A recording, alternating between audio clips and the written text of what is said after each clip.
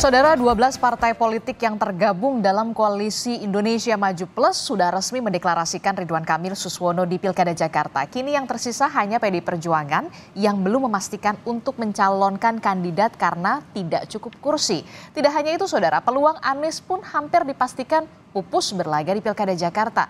Benarkah Anies dijegal? Dan beranikah Ridwan Kamil Suswono melawan kotak kosong atau calon gubernur melalui jalur independen? Pagi ini kita akan membahasnya dengan sejumlah narasumber, diantaranya sudah hadir ke studio. Sudah ada juru bicara dari PKS, Kang Pipin Sopyan. Selamat pagi, Assalamualaikum Kang Pipin. Waalaikumsalam Mbak Disti. Ya, kemudian juga ada pengamat politik dari Lingkar Madani, ada Bung Rey Rangkuti. Selamat pagi, Assalamualaikum Bung Rey. Waalaikumsalam. Kemudian ada melalui sambungan Zoom, ada Ketua DPP PDI Perjuangan, ada Pak Jarod Saiful Hidayat. Selamat pagi, Assalamualaikum Pak Jarod. Waalaikumsalam. Oke, saya langsung deh ke PKS begitu ya, yang kemarin jadi bintangnya nih karena calon wakil gubernurnya dari PKS begitu ya, dan akhirnya merapat ke Koalisi Indonesia Maju Plus dengan RK Suswono. Saya begini deh, jadi PKS ini menerima tawaran masuk Kim Plus karena ada posisi cawagupnya dari Suswono. Akhirnya meninggalkan nama Anies Baswedan. Kang Pipin.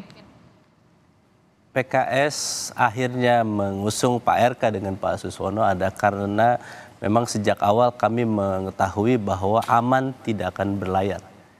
Jadi bagi kami, saya tentu sebagai juru bicara PKS menyampaikan dari hati yang paling dalam kepada warga Jakarta, pendukung Pak Anies dan pendukung Pak Sohibul Iman, kami memohon maaf tidak bisa mengusung Pak Anies dan Pak Sohibul Iman pada Pilkada Jakarta kemarin, karena kami sudah ikhtiarkan supaya Pak Anies dan Pak Sohibul Iman itu berlayar, tetapi tidak ada partai yang bisa menggenapi.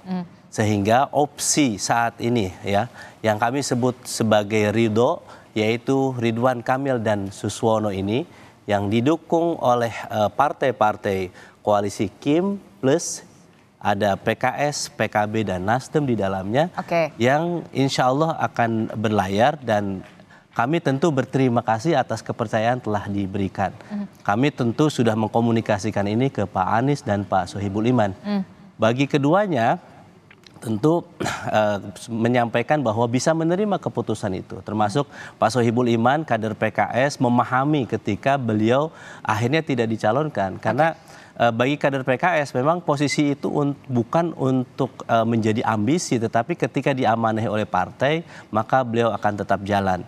Jadi sehingga bagi kami saat ini kami sudah move on, bahwa saat ini kami bisa berlayar, insya Allah Pak Ridwan Kamil dengan Pak Suswono, dua dinamik plan B yang sudah kami siapkan, bahwa insya Allah ini akan memberikan pelayanan terbaik untuk masyarakat Jakarta ke depan. Kalau Anda mengatakan melakukan permintaan maaf gitu, permohonan maaf gitu, merasa bersalahkah? Lebih bersalah ke Anies Sohibul Iman atau lebih bersalah ke pendukungnya Anies nih? Ya, saya kira ini sisi rasionalitas kita. Kalau Anda tanyakan kepada saya sejak 2017 adalah daihatnya Anies Baswedan. Ya, dan Anda juga merasa kecewa berarti? Saya kira dalam politik ini kita harus rasional. Kita kan pemilih yang adequate. Anda merasa kecewa? Kita melihat bahwa tidak bisa kita bawa baper ketika melihat bahwa memang sebagian masyarakat memang ada yang kecewa. Kami memahami itu, tetapi kami melihat lambat laun juga banyak yang datang ke DPP PKS, para relawan Pak Anies Baswedan, Pak Sohibul Iman, kenapa ini tidak bisa berlayar?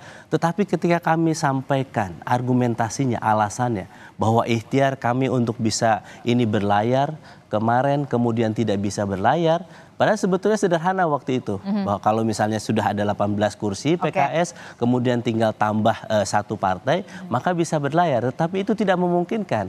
Maka memang kami paham bahwa setiap pilkada ini kami memiliki dua syarat. Satu adalah capacity to win, kemampuan untuk menang.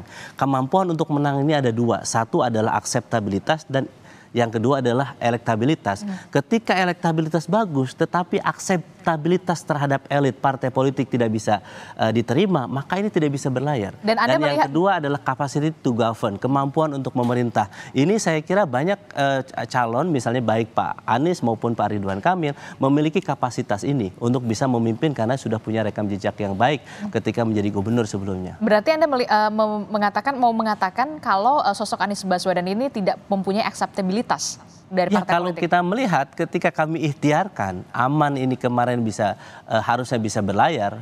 Saya harus buka misalnya di sini sampai misalnya Bang Surya Paloh meminta maaf kepada PKS, akhirnya tidak bisa mendukung Pak Anies dan Pak Sohibul Iman. Padahal sebelumnya kami sudah komunikasi bahwa ada kecocokan dan ada persetujuan untuk mengusung itu. Ketika ini tidak bisa dilakukan, termasuk kepada PKB kami sampaikan, termasuk juga di dalamnya kepada PDIP kami sampaikan. Ketika itu tidak ada jalan itu dibuka, maka kami harus menyiapkan opsi B. Opsi B-nya adalah ketika ada tawaran Ridwan Kamil dengan Pak Suswono inilah kemudian akhirnya kita bisa berlayar. Jadi dalam arti kata PKS menyerah karena untuk sosok Cawagup. Ya, saya kira yang Dan dilihat adalah Anies.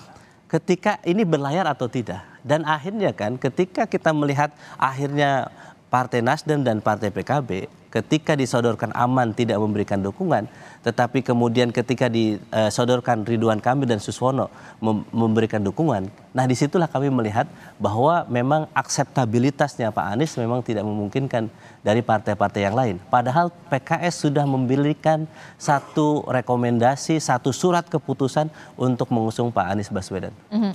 Kalau sekiranya Anies dengan Suswono, PKB sama Nasdem mau terima nggak? Nah, saya kira posisinya menurut kami mungkin nanti bisa ditimbang ya. Posisinya bukan kader PKS ya. Itu yang disampaikan oleh Nasdem ya kepada kami misalnya.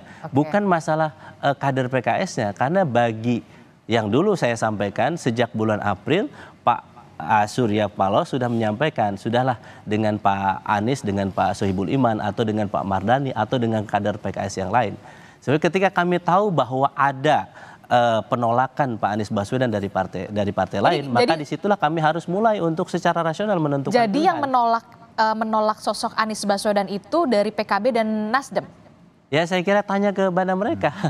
Tapi kami harus sampaikan kan bahwa sejak ini kan agak unik ya, maksudnya sampai 4 Agustus yang lalu kemudian Pak Surya Paloh menyampaikan kami mohon maaf akhirnya tidak bisa mengusung Pak Anies dengan Pak Sohibul Iman. Tentu kami memahami itu. Dan setiap partai politik punya alasan rasional untuk tidak mengusung Pak Anies dan Pak Sohibul Iman waktu itu. Tetapi akhirnya mau mengusung Pak Ridwan Kamil dan Pak Suswono. Jadi disitulah menurut kami sekali lagi permohonan maaf kami kepada para pendukung Pak Anies dengan Pak Sohibul Iman sehingga tidak bisa berlayar. Dan tentu saya yakin ada proses di mana bagi PKS syuro itu adalah penentunya, tidak preferensi pribadi. Ini adalah kesepakatan yang dilakukan secara musyawarah, mengetahui mana maslahat dan mudaratnya untuk Jakarta ke depan. Boleh nggak? Tapi saya dulu, saya juga mau ini. Ketika Anda menyampaikan permohonan maaf kepada pendukung Anies, Anda juga tadi mengatakan Anda ada heartnya dari Anies. Anda juga merasa kecewa, dan bagaimana ketika nanti basis suaranya Anies ini akan kemana? Apakah sudah siap PKS akan kehilangan ini semua? Karena kita tahu PKS DNA-nya dengan Anies Baswedan. PKS ini adalah partai kader dan partai yang mengedukasi para pemilihnya. Kami selalu melihat bahwa momentum ketika ada kampanye untuk meyakinkan publik bahwa sosok, kalau misalnya Pak Anies akhirnya tidak bisa berlayar, maka kami membawa Pak Ridwan Kamil dan Pak Suswono, tentu kami akan sampaikan apa kelebihan dari dua sosok ini. Pak Ridwan Kamil adalah seorang mantan gubernur Jawa Barat yang punya prestasi ya di berbagai bidang. Kemudian beliau juga melanjutkan kepemimpinan Kang Aher 2 periode di Jawa Barat, telah sukses. Dan kemudian kita melihat Pak Suswono, mantan Menteri Pertanian, mantan anggota Dewan, doktor di bidang bisnis, manajemen bisnis, dan siap untuk mewakafkan dirinya di Jakarta. Jadi bagi kami saat ini adalah tantangan bagi PKS adalah bagaimana meyakinkan kepada publik di Jakarta, para pemilih PKS dan para pemilih lainnya untuk bersama-sama mendukung Pak Ridwan Kamil dan Pak Suswono. Dan Anda menyadari kalau itu tugas berat dari Partai Keadilan Sejahtera setelah meninggalkan Anies begitu ya, ketika yang ada di publik kan itu yang terbentuk. Itu adalah tugas, challenge, tantangan bagi kami meyakinkan kepada rakyat Jakarta yang rasional, yang terdidik, bahwa pilihan yang dilakukan oleh PKS adalah pilihan yang rasional, bahwa kami sejak awal tidak meninggalkan Pak Anies Baswedan, kami rasional. Ketika Pak Anies Baswedan tidak bisa diterima oleh elit partai politik, maka opsi Ridwan Kamil dan Pak Suswono ini adalah opsi yang terbaik untuk rakyat Jakarta. Beberapa bulan yang lalu juga Anda mengatakan juga Anies Baswedan adalah tadi itu yang capacity to win, kapasitas akseptabilitas begitu, tapi kemudian berubah haluan begitu karena memang itulah yang kemudian terframing di publik begitu ya pada saat PKS akhirnya melabuhkan pilihan ke Koalisi Indonesia Maju Plus dengan mengusung nama Suswono. Betul, ya, jadi bagi kami ketika di awal kami sudah ada harapan waktu itu bahwa memang bisa mengusung Pak Anies ya sampai tanggal 4 Agustus, waktu itu kami kasih deadline karena sebetulnya kami juga tahu ini dan juga Pak Anies juga tahu sebetulnya bahwa berat bagi Nasdem dan PKB untuk mengusung Pak Anies Baswedan. Tinggal dan kami memang ketika memutuskan bahwa 4 Agustus itu kami akhirnya tidak mengusung memberikan pertimbangan apakah melanjutkan memberikan perpanjangan atau akhirnya membuka opsi yang kedua. Ya akhirnya opsi yang kedua ini karena memang sampai perpanjangan waktu pun SK untuk Pak Anies tidak keluar gitu. Tidak ada kawan koalisi yang kemudian berhasil digrab oleh nama Anies Baswedan ini untuk menjadi pendukung selain Partai Keadilan Sejahtera. Bung Rey kalau saya mau ini sebetulnya kalau diambil kesimpulan dari Bung Pipin ini bukanlah PKS yang meninggalkan Anies. Tapi kan itu yang kemudian terlihat di publik. Ini mau disampaikan oleh Bung Pipin. Bukan PKS yang meninggalkan Anies, tapi PKB dan Nasdem lah yang tidak mau mendukung Anies.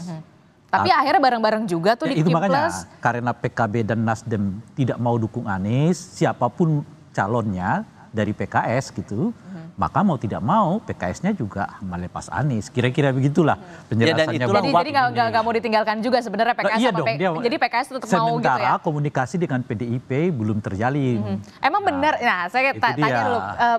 Jadi memang benar Pak Jarod komunikasi antara PKS dan juga PDI Perjuangan sampai saat ini belum terjalin. Makanya akhirnya PKS berlabuh bersama PKB dan juga Nasdem ke Koalisi Indonesia Maju Plus. Bung Jarod. Ya, kalau secara kepartean itu memang belum ya kali ya.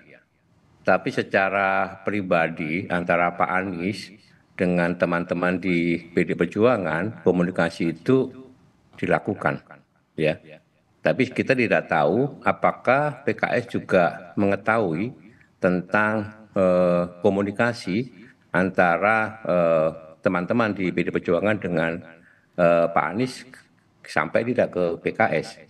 Tapi begini Adit ya, di dalam pilkada yang menganut sistem demokrasi individual liberal ini, cara termudah untuk bisa memenangkan persaingan itu sebetulnya satu gitu ya, borong semua partai.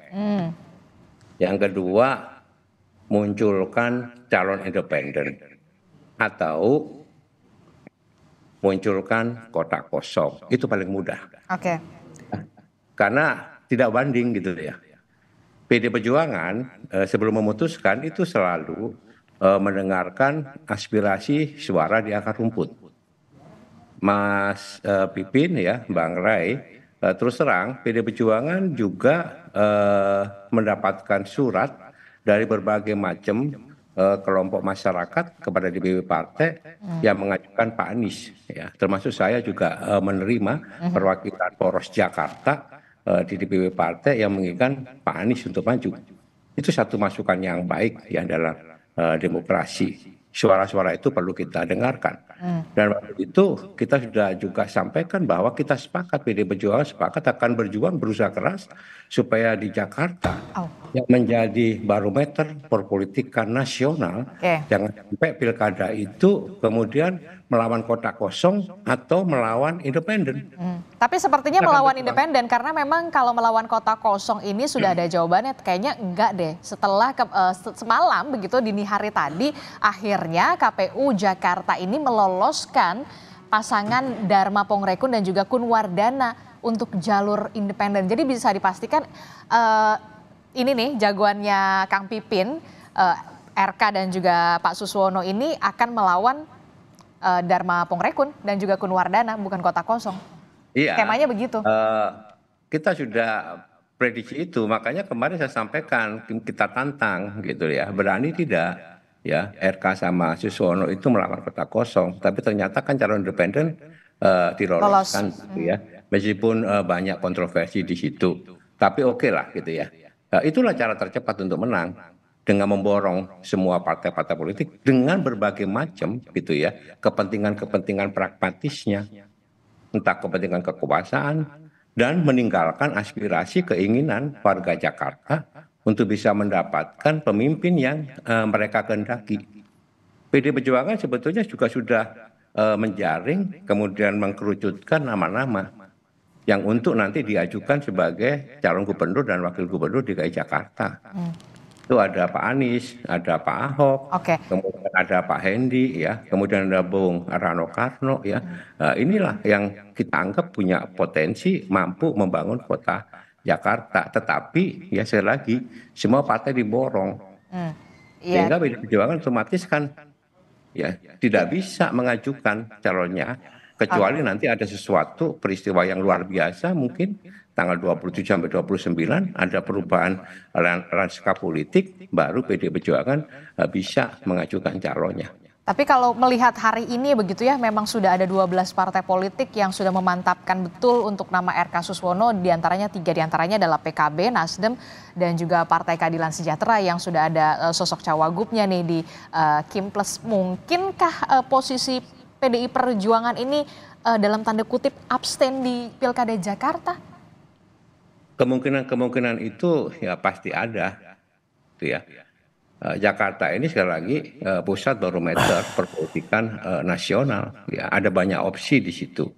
Nah, opsi-opsi itulah nanti yang akan dikaji dan kita sampaikan kepada Ketua Umum Ibu Mega untuk mengambil sikap bagaimana mensikapi pilkada di Jakarta, begitu kan? Karena kita khawatir apa yang terjadi di Jakarta ya itu akan menular ke daerah-daerah yang lain. Kami betul-betul khawatir, Bung Rai, banyak daerah yang nanti meniru pola Jakarta, borong partai, kemudian munculkan kotak kosong atau cara independen. Karena itu cara yang paling mudah, paling tepat, dan paling murah mungkin. Tetapi itu bertentangan dengan kedaulatan yang ada di tangan rakyat. Dia tersumbat untuk menyuarakan aspirasinya untuk memilih pemimpin-pemimpin di wilayahnya. Ini yang kami khawatirkan. Oleh itu PDI Perjuangan selalu berjuang, gitu ya, untuk mendengarkan aspirasi akar rumput dan kalau bisa tidak melawan kotak kosong. Sama seperti kasus misalkan di Sumatera Utara. Kalau di Sumatera Utara kan memang PDI Perjuangan kan punya golden ticket, Bung Jarod. Iya, makanya meskipun kita dikeroyok semua partai ke sono, tetap kita bisa memajukan. Tidak akan memperjualbelikan kursi dan suara rakyat hanya demi kepentingan pragmatisme, gitu kan? Tapi peluangnya PDI Perjuangan posisinya di Pilkada Jakarta bagaimana? Ini kan yang kemudian jadi pertanyaan besar. Abstainkah? Ada beberapa masih ada peluang? Poin gitu ya. Kalau di DKI Pilkada, kalau abstain boleh tidak? Boleh ya? Boleh. Tentunya boleh, kalau Pilpres tidak boleh, gitu kan? Memang aturannya seperti itu. Nah, kan gitu kan. Oleh sebab itu nanti ya, apapun opsi ini akan diserahkan kepada Ketua Umum Ibu Mega bagaimana mengambil sikap. Ya, apakah kita abstain untuk tidak berpartisipasi di dalam Pilkada Jakarta atau kita mendukung pasangan yang sudah ada atau apa? Ada banyak ya. Jadi masih ada banyak peluang ya, untuk PDI Perjuangan, ataukah memang Betul. masih menunggu dinamika nanti akan ada perubahan, ataukah memang ya menunggu ya melihat begitu sebagai dalam tanda kutip penonton abstain di Pilkada Jakarta karena memang partai politik semuanya sudah diboyong. Faktanya ada 12 partai politik, 10 yang lolos ke DPRD, 2 yang tidak begitu. Saya ke Bung Rey. Ya. Bung Rey, Koalisi Indonesia Maju Kim Plus ini kuat sekali 12 partai politik. Apakah ini bisa mampu meloloskan nama RK Suswono ini menjadi pemenang Pilkada Jakarta sudah dipastikan, ataukah memang ada nama Dharma Pongrekun ini yang memang apalagi sudah diloloskan verifikasinya? Ini sih tidur aja udah selesai. Kenapa Anda mengatakan tidur aja Oh, selesai? yang dukung 85% partai suara di DPR, di DPRD-nya gitu. Kemudian jagoannya juga hebat kan, sekelas Ridwan Kamil dan mantan menteri. Ya, apalagi ya tidur aja lah. Makanya menurut saya juga RK ya tidur aja, Bung Emil gitu. Suswono juga ya tidur aja, nggak perlu turun-turun banget ngeluarin duit. Nanti kalau masa kampanye ya tinggal langgak-lenggok, di debatnya yang tinggal debat-debatan gitu. Mengapa Anda sebegitu yakin kemenangan mutlak ini akan berada di pasangan RK Suswono? Kalau kita lihat kan Jakarta juga punya logika elektoral yang karena berbeda. yang dihitung itu suara sah, bukan yang dihitung itu jumlah pemilih. Jadi kalau yang datang itu cuma 1 juta, misalnya ya pemilih, 1 jutanya itu masanya Bung Pipin, ya selesai. Tapi bagaimana dengan masa pendukungnya Anies Baswedan yang tadi disebutkan oleh Kang Pipin? Iya kan saya udah bilang tadi. Kemana nih? Ini kan yang jadi masalah. Oh, kalau mereka mungkin abstain, tapi kan kalau dia abstain kan suaranya nggak dihitung. Yang dihitung adalah suara sah. Ya kan? Jadi pemilih Jakarta taruh 7 juta. 6 jutanya abstain. Nggak menggunakan hak pilih. Atau merusak suara. Bisa juga mereka datang ke TPS. Tapi Oke, jadi peluangnya seperti apa nanti untuk di Pilkada Jakarta setelah nama RK Suswono didukung oleh 12 partai politik, kemudian ada Dharma Pongrekun dan juga Kun Wardana lolos verifikasi begitu ya, walaupun memang kemarin ada polemik, dugaan pencatutan dan segala macamnya. Peluangnya akan seperti apa? peluang apa? Peluang Anies? Peluang kalau Anies iya, peluang udah RK. jelas kan? Peluang RK tinggal tidur. Menang. Tinggal Mas PKS aja suruh datang ke TPS masanya selesai. Oke. PKS itu kursinya 20% kan. Masanya solid. Suruh minta datang semua itu ke TPS. Yang dihitung adalah suara sah, bukan jumlah pemilih. Kalau yang datang cuma 1 juta, ya kan mereka cukup membutuhkan berarti 510.000 suara. Selesai, menang. 510 suara itu lebih dari jumlah PKS gitu loh. Masa PKS di Jakarta. Jadi ya tidur aja. Lalu bagaimana dengan pendukungnya Anies Baswedan, Anda melihatnya? Ya mereka abstain aja nggak apa-apa. Karena tetap nggak akan, kalau mereka abstain Nggak akan berpengaruh. Karena yang dihitung tuh lagi-lagi surat suara yang sah. Yang datang ke TPS. Kalau jumlah yang datang itu hanya 10% katakan begitu. 20% dari total pemilih di Jakarta, ya itulah yang dihitung. Makanya saya katakan tadi kan 7 juta nih pemilih Jakarta, yang datang cuma 1 juta. 510.000 dari 1 juta itu kadernya PKS. Ya selesai, menang. Yang lain itu tidur aja. Saya kurang setuju ya. Oke. Karena apa? Itu Karena aturannya. Oke. di Jakarta itu tidak hanya pemilih Pak Anies, di situ juga ada pemilih Pak Prabowo. Jadi kalau waktu Pilpres kemarin ya, dan di survei juga tidak mutlak kan pemilih Pak Anies di situ 30%, 30 sampai 40%. Di luar situ kan ada pemilih, memang Pak Ahok, juga ada pemilih Pak Ridwan Kamil. Tetapi saya yakin pemilih Jakarta adalah pemilih rasional yang well educated ya dibandingkan daerah-daerah yang lain, dan ini sudah dari berbagai data BPS itu yang terjadi. Jadi bagi kami adalah PR kami adalah bagaimana kami meyakinkan para pemilih itu. Kami door to door, kader-kader PKS door to door meyakinkan bahwa ini saat ini kami sampaikan mohon maaf kepada para pemilih Pak Anies, kami tidak bisa melayarkan Pak Anies karena tidak cukup kursi waktu itu, dan Kalau mereka sudah terlanjur kecewa seperti Anda. Saya katakan bahwa sisi rasionalitas, saya membuktikan itu, ketemu dengan para relawan Pak Anies Baswedan. Tapi Anda kecewa? Kemudian ketika kita jelaskan bagaimana kronologinya kami memperjuangkan Pak Anies kemudian tidak bisa, mereka juga paham, oh akhirnya kami memilih Pak Ridwan Kamil dan Pak Suswono, di mana prestasinya Pak Ridwan Kamil juga bagus di Jawa Barat, kemudian dibawa ke Jakarta. Pak Suswono juga saya ini ya Bung Pipin. Itu saya Bung Pipin gitu. Mengulang-ulang prestasi Ridwan Kamil. Iya, kan beberapa bulan yang lalu juga. Bukan saya. Enggak perlu. Long tinggal tidur kok. Oke. Ini kalau 12 partai politik yang dukung nih, nggak usah figurnya Ridwan Kamil sama Suswono aja jadi. Oke, Bung Jarod. Bung Pipin aja jadi. Oke, Pak Jarod. Nggak usah lagi bicara soal ini. Katanya Bung Rey, RK Suswono tidur aja ya udah pasti mutlak menang. Pak Jarod. Iya.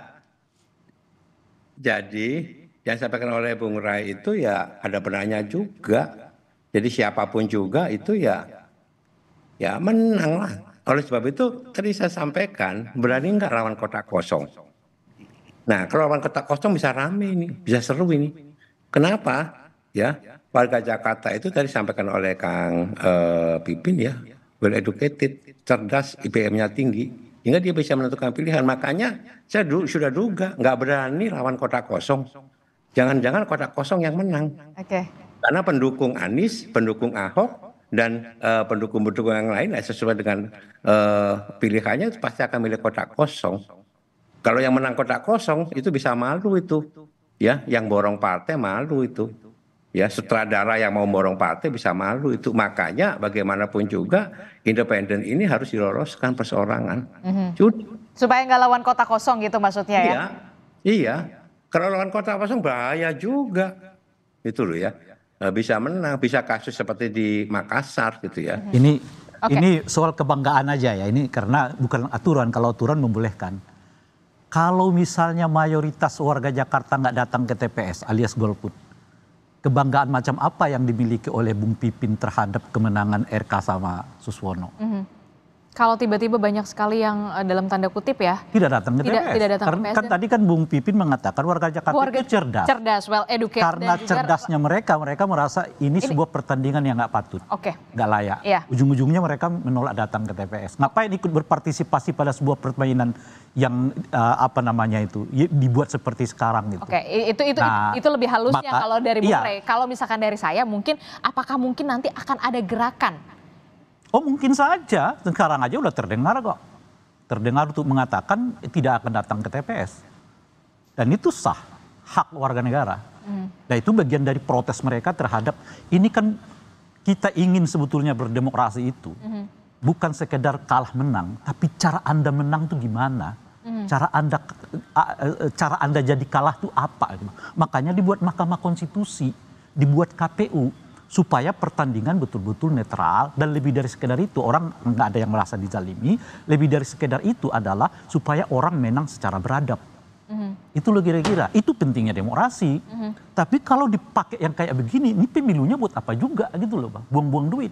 Dan Anda melihat ujung dari ini semua nanti adalah, udahlah pilkadanya kembali saja ke DPRD, yang rugikan kita gitu. Nah, ya memang logiknya begitu, kalau semua memborong partai politik gitu ya, ngapain juga pakai kampanye, debat lah, inilah. Emang dengan kemenangan yang kayak begini ini, mau bilang apapun oleh RK Jakarta ini, Jakarta itu, iya lo udah menang gitu loh. Sebelum pilkadanya dilaksanakan lo udah menang gitu. Dan Anda melihat ada peluang gerakan-gerakan semacam itu ada di Jakarta seperti yang tadi Kang Pipin bilang. Cuman ya masalahnya itu ini jadi gerakan moral. Ya, bukan gerakan hukum, karena tetap saja tidak bisa membatalkan ya kan kemenangan siapapun nanti di pilkada. Ya, jadi sekalipun mayoritas katakanlah 80% misalnya warga Jakarta nggak datang ke TPS, yang dihitung yang 20%. Yang dari 20% itu yang sah sebagai surat suaranya cuma 70%, ya itulah yang dihitung. Jadi kalau dikalkulasi sebetulnya boleh jadi kemenangannya nggak lebih dari 20-30% dari warga Jakarta misalnya begitu tuh. Nah itu yang saya pertanyakan, kebanggaan macam apa yang Anda? Kebanggaan macam ini apa? Ini soal kebanggaan ya. Kalau soal legal formalnya sih udah selesai. Karena mungkin saja menangnya 20 atau 30% saja. Jangan dijawab dulu Kang Pipin, kita akan jeda dulu sejenak, tetaplah bersama kami di Sapa Indonesia Pagi.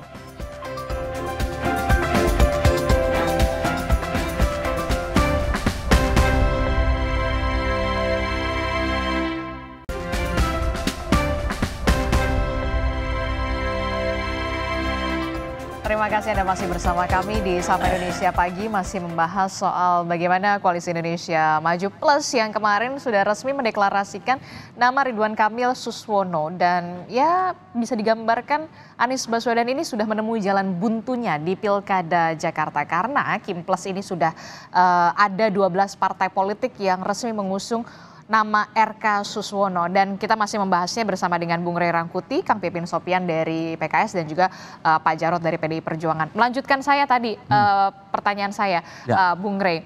Jadi seberapa besarkah kemudian ada peluang gerakan untuk tidak datang ke TPS atau tidak memilih bahkan sekalipun begitu dalam Pilkada Jakarta ini, karena memang disuguhkannya semacam ini gitu. Saya kira pepariannya bisa 2 atau 3. Pertama ya memang nggak mau datang ke TPS. Nggak mau datang ke TPS. Ya, bagian dari protes. Bagian dari protes. Iya. Yang kedua datang ke TPS, tapi dia mencoblos pada coblosan yang membuat surat suara rusak.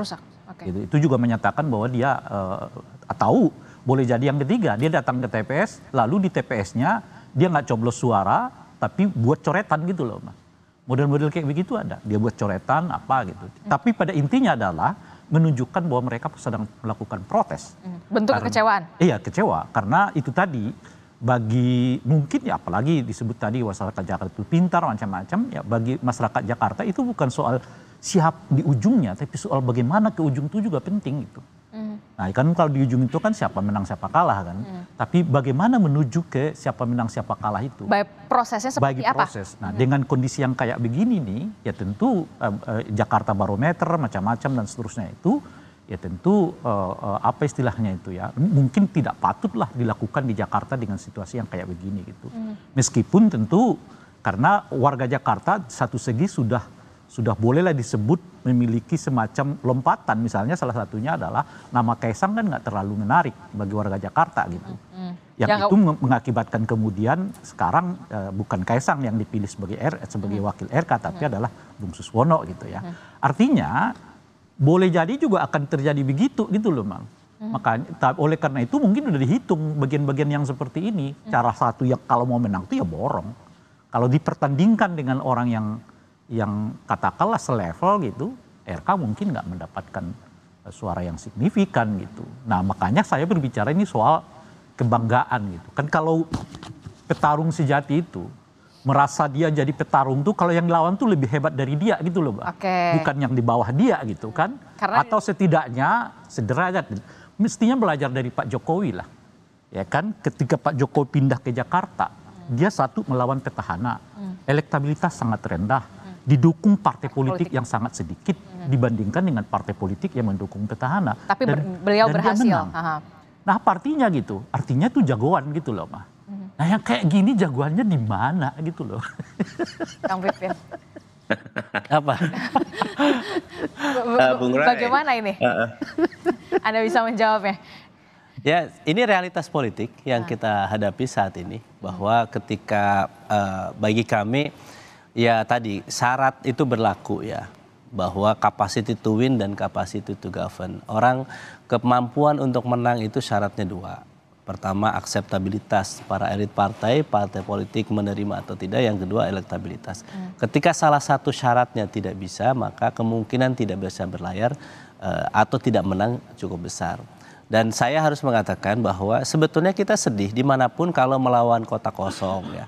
Kita sedih, misalnya melawan independen, misalnya kita juga sebetulnya tapi kalau kata Bung Jarod, kalau misalkan melawan kota kosong, malah kota kosongnya bisa mungkin menang. Betul, sebagaimana di daerah lain sebetulnya, Pak Jarod kan nggak cerita bagaimana PDIP mengkotak kosongkan di daerah lain sebetulnya. Misalnya di Bali, kemudian daerah-daerah lain ya. Tentu sebetulnya kemarin, mohon maaf ya, saya harus mungkin buka sedikit Pak Jarod ya. Komunikasi kami juga dengan PDIP juga sempat kami sampaikan. Saya misalnya diskusi dengan salah satu politisi PDIP yang tidak mau dibicarakan namanya. Kami sudah sampaikan bagaimana kalau kita koalisi. PDIP dukung kami di Jakarta, kami dukung PDIP di Jawa Tengah. Tapi sudah ada pembicaraan ya, jawabannya adalah bahwa ya beliau tolong jangan sampaikan nama saya, tapi ini sampaikan bahwa pimpinan tidak mau koalisi dengan PKS di Jakarta karena alasan ideologi. Ketika kami mendengar itu ya sudah berarti tidak bisa jalan karena masalah ideologi mungkin tidak bisa ditawar-tawar. Kalau masalah yang lain mungkin bisa. Padahal tawaran itu sudah kami sampaikan, tetapi sekali lagi kami tentu menghormati pilihan. Ya, ketika disampaikan bahwa karena perbedaan ideologi kita tidak bisa koalisi, sebetulnya saya bertanya, di daerah lain kok bisa, kenapa di Jakarta nggak bisa misalnya. Nah, tentu pertanyaan-pertanyaan itu karena ada deadlock pertemuan atau tidak ada pembicaraan secara serius, maka kami hormati bahwa ada opsi lain. Ketika yang lain menawarkan untuk koalisi, tentu kami akan menyambut tawaran koalisi dari yang lain. Jadi PKS mau mengatakan bergabung ke Kim Plus adalah pilihan terakhir setelah kemarin betul. Kami harus sampaikan itu, ikhtiar itu kami sampaikan juga dengan teman-teman di PDIP. Mungkin karena kami juga jarang ketemu dengan Pak Jarod, tapi dengan yang lain kami sampaikan kepada yang lain bahwa kami serius kalau mau kita mengusung Pak Anies, ayo kita bareng-bareng dengan Pak Sohibul Iman, kita tukar, kita dukung PDIP di Jawa Tengah karena itu adalah basisnya PDIP dan minta PDIP dukung PKS di DKI Jakarta karena Jakarta adalah basisnya PKS gitu. Jadi setelah itu tidak bisa terjadi, ya sudah, berarti ada opsi yang lain. Termasuk kami menghormati kalau misalnya ada yang nanti pada akhirnya tidak mendukung Pak Ridwan Kamil dengan Pak Suswono, tentu kami menghormati karena ini negara demokrasi. Bagi kami saat ini ikhtiar yang terbaik untuk mensosialisasikan Pak Ridwan Kamil dan Pak Suswono yang kami sebut sebagai Ridho ini adalah pilihan terbaik yang saat ini diberikan untuk rakyat Jakarta. Oke, pilihan terbaik dan terakhir setelah kemudian deadlock bersama PDI Perjuangan karena ada perbedaan ideologis ternyata yang jadi hambatannya, Bung Jarod, terakhir. Ya, begini, untuk melihat pilkada DKI itu, kita tidak bisa hanya melihat DKI doang ya. Ini ada rentetan terkait dengan konsolidasi kekuasaan. Kami sudah memprediksi kalau begini skenario-nya bisa diprediksi bahwa Jakarta ya itu ketika Anies sudah dihalang-halangi, sudah ditekan ya, tidak diberi akses untuk maju, maka yang dimunculkan sebetulnya kan Kaisang, tapi Kaisang kan tidak bisa diterima oleh PKS. Tidak bisa terima kalau 12 parpol itu, maka Kaisang nanti Bung Rey akan masuk ke Jawa Tengah, ya kan? Jadi Kaisang Jawa Tengah sebagai wakil gubernur Jawa Tengah. Skenario-nya adalah tahun 2029 Kaisang gubernur, Gibran presiden, kan begitu, Bobi gubernur. Nah, ini bentuk konsolidasi sehingga kita bisa melihat skenario ini sebetulnya skenario dari kekuasaan yang ada sekarang. Dan ini yang membuat demokrasi kita itu gelap, demokrasi kita itu mundur. Jadi kalau kita melihat Jakarta itu tidak hanya melihat sisi Jakarta saja, tapi kaitan dengan berbagai macam daerah yang saya sebutkan tadi. Termasuk juga di Bandung juga dilakukan seperti itu, di Jawa Barat ya. Ini satu rangkaian ini Adit ya. Oleh sebab itu tadi saya sampaikan, berani tidak misalkan Jakarta gitu ya. Kalau kita melawan kota kosong ini seru. Karena saya yakin pendukung Pak Anies, pendukung Pak Ahok nanti akan nyoblos kotak kosong sehingga memberikan pembelajaran bahwa praktek-praktek ya demokrasi yang seperti ini yang dimonopoli oleh kekuasaan dan partai politik itu tidak akan pernah berhasil karena rakyat sudah cerdas. Itu pilihannya. Oke, termasuk juga nanti akan ada gerakan-gerakan yang mungkin bisa berpeluang juga begitu ya, tidak datang ke TPS atau di TPS tidak memilih dengan semestinya atau semacam hal itu. Tapi yang jadi pertanyaan saya adalah perbedaan ideologis inilah yang kemudian menghambat antara PKS dan juga PDI Perjuangan tidak bisa bersatu di Pilkada Jakarta. Kenapa di daerah lain bisa kalau kata Kang Pipin?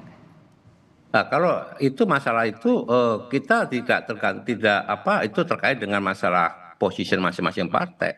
Itu terkait dengan siapa kandidatnya. Misalkan kalau Pak Anies yang diajukan, maka wakilnya harus dari PD Perjuangan. Karena PD Perjuangan itu sama seperti partai kader. Jadi kalau misalkan cawagupnya dari PDI Perjuangan mungkin bisa bersatu begitu ya? Mungkin saja bisa. Nah, kalau kita melihat konfigurasi urusan ideologis. Jadi sebenarnya bukan urusan ideologis, Kang Pipin, karena memang cawagupnya harusnya dari PDI Perjuangan, bukan alasan ideologis kalau dari pernyataan Bung Jarod. Kalau kita bisa melihat seperti ini, kita lihat figurnya siapa, tokohnya siapa, kan begitu kan? Karena di dalam pilkada itu yang bersaing itu tokoh. orang, bukan sekedar partai. Atau kalau Anies begitu. Pipin boleh jadi diterima PDI loh.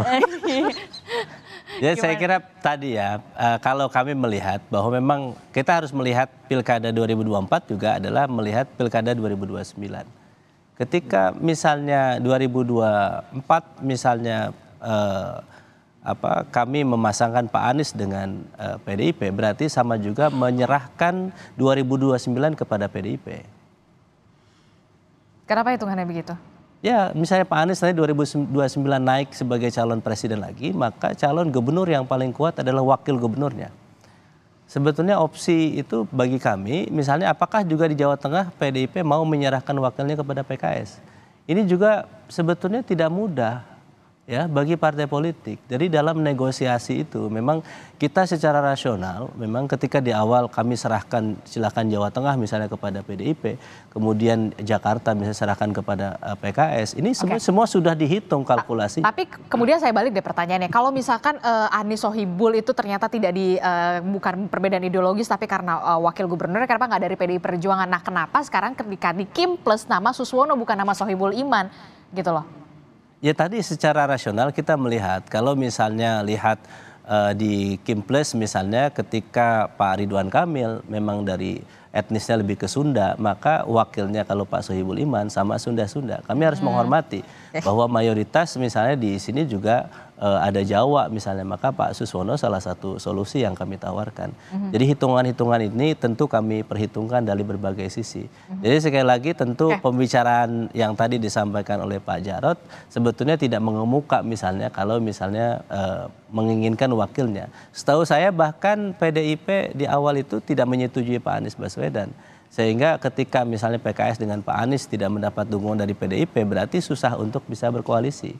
Saya kira pada titik itu maka opsi yang lain yang bisa kita ambil yaitu Ridwan Kamil dan Suswono dan itu dan memang itu keputusannya sudah diambil, Ridho sudah final. Inilah yang kita harapkan mendapatkan ridho tidak hanya dari partai-partai tetapi ridho dari warga Jakarta. Bukan dari ridho yang lain ya. Enggak, gitu, karena kemarin kan aman ternyata nggak aman begitu. Karena sekarang berarti butuh ridho dibandingkan aman. Kalau kalimat-kalimat yang begini menurut saya udah terasa habar, sudah menang kok gitu. Ngawain lagi karena aman tidak diridhoi, jadi insya Allah benar-benar ridho. Oke, jadi aman sudah tidak diridhoi, makanya udahlah ridho aja. Terakhir, Bung Rey. Iya, saya sih kalau saya ya berkeinginan bahwa pilkada kita itu bukan soal menang kalah saja, tapi soal bagaimana menjadi menang dan bagaimana juga orang jadi kalah gitu. Itu pertama. Kalau sekedar tujuan menang dan kalah ya pilkada juga nggak dibutuhkan. Pemilihan melalui DPRD kan juga bisa. Ya atau bahkan mungkin seperti terjadi zaman sebelumnya ya pakai tunjuk-tunjuk aja selesai gitu. Tapi perlunya demokrasi itu supaya cara menuju ke tujuan itu dilakukan dengan cara beradab. Gitu. Maka model-model aklamasi macam-macam menurut saya sebetulnya meninggalkan spirit dari demokrasi itu yang pertama. Nah yang kedua sebagai petarung kita sebetulnya kan berharap orang-orang seperti Ridwan Kamil dan seterusnya itu mau ditandingkan dengan orang yang memang sepadan dengan beliau. Gitu. Artinya orang yang sama-sama punya pengalaman, orang yang pernah terlibat macam-macam, elektabilitasnya juga kurang lebih sama. Oke, jadi harus lawan yang sepadan, jangan downgrade lah ya. Berilah warga Jakarta, tadi disebutkan tadi oleh Bung Pipin, sebuah pertunjukan yang kalaupun ia kalah, ini pertunjukan yang ia tetap kenang sepanjang hayat. Setidaknya misalnya, Pilkada 2017 yang lalu di Jakarta, penuh nuansa politik identitas, tapi kita masih bisa menikmati sebuah perdebatan yang sangat bagus di debat-debatnya gitu. Dan masih ada sehat demokrasi di sana? Enggak, pilkadanya jelas nggak sehat karena penuh dengan nuansa identitas kan. Tapi debat-debatnya begitu menarik gitu menurut saya. Dan hidup begitu. Dan hidup, ini debatnya nanti gimana? Nah yang ketiga adalah selamat datang ke Bung Ridwan Kamil dan Bung Suswono ke Jakarta menjadi gubernur giveaway Jakarta. Terima kasih. Oke, baik. Dan karena memang aman yang tidak diridhoi. Bukan. Kan pesaingnya ya seperti giveaway lainnya. Oke, terakhir. Selamat datang RK dan Suswono menjadi gubernur Jakarta giveaway. Oke, baik. Kita nanti akan lihat bagaimana dinamikanya walaupun agak sulit begitu ya. Kalau kita sudah lihat ini sudah final keputusannya, termasuk juga PDI Perjuangan posisinya akan seperti apa. Walaupun memang di aturan memang dibolehkan untuk abstain atau tidak berkontribusi untuk Pilkada Jakarta ini, tapi kita masih akan lihat bagaimana nanti apakah ada pergerakan atau dinamika yang akan berlangsung. Terima kasih Bung Jarod telah bergabung bersama kami. Kang Pipin, terima kasih. Kita doakan inilah yang diridhoi. Amin. Setelah kemarin sudah tidak aman begitu ya. Terima kasih Bung Ray Rangkuti telah bergabung bersama kami. Selamat pagi, assalamualaikum Bapak-bapak semuanya. Sehat selalu. Waalaikumsalam. Waalaikumsalam.